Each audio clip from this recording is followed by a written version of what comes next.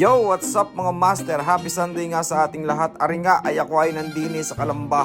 Meron nga tayo dining barista training. Hindi lang isa, hindi lang dalawa, kundi 6 mga master. So ang nagpa-training nga sa atin mga master ngayong araw na ito ay mga coffee supplier dito nga sa may Kalamba, Laguna. Ay pagkaganda master ng pwesto nila. Ay kung ikaw nga master ay merong coffee shop dine banda sa Kalamba, ay siya ay dito ka na master mamili ng mga kailangan mo. Ay sadya naman master ay pagka ikaw ay bumili dine, aba ay lahat ng yan ay mga knowledgeable na ano. Ay magaguide ka na yan master, ay siya ay ako na ang nagsasabi sa iyo. Ay ari pati ay kilala na dine sa Kalambano ay The Outdoors Cafe. Ay siya ay bisitahin nyo ano, at baka kayo ay master ay malapit ng dini, aba ay dito na kayo kumuha sa kanilang mga master. Ay kompleto na dini ay tigne, aba ay napakarami nilang supply. Ay pagkaganda pati ng bago nilang location ano, ay pagkalawak. Ay dini nga master, kung ikaw ay bibili, aba ay meron din sila ditong coffee shop. Ay siya, kung medyo ikaw ay inaantok sa pagdadrive, aba ay magkape ka muna dini. Ay sakto nga master, ay sila ay nagpabarista training, ay siya ay talaga naman ay napakasarap na ng kape nila dine. Ay yung location nila ay siya ay para ka lang din nagbabakasyon sa isang mansyon. Ay pwede ka na rin dine master mag-event ay sa laki ng shop na are, aba lieg ang tama aray ko.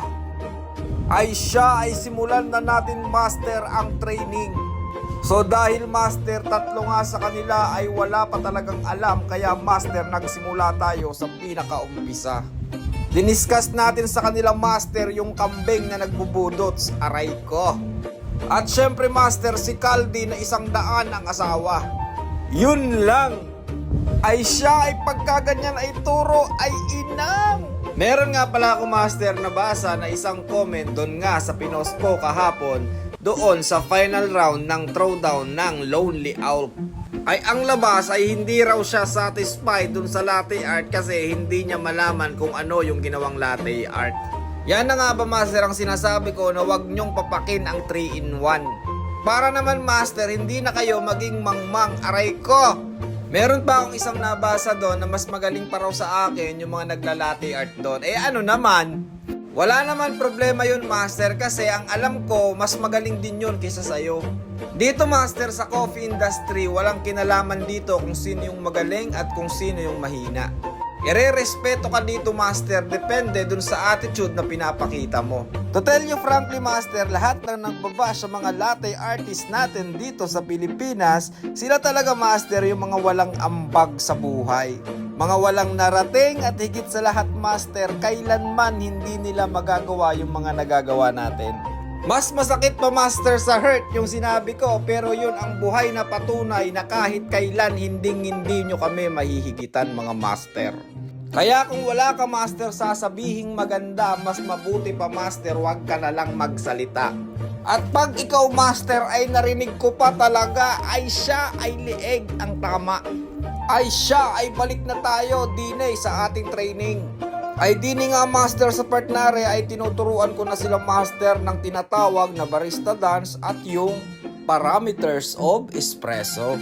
Ay dinidiscuss ko dito sa kanilang master kung ano yung mga dapat nilang gawin at paano itama ang pagkakalibrate. Kaya naman master ay sila ay binigyan ko ng exercise at sila nga ay isa-isang magkakalibrate. Ang dapat nila master na gawin ay maitama yung parameters of espresso.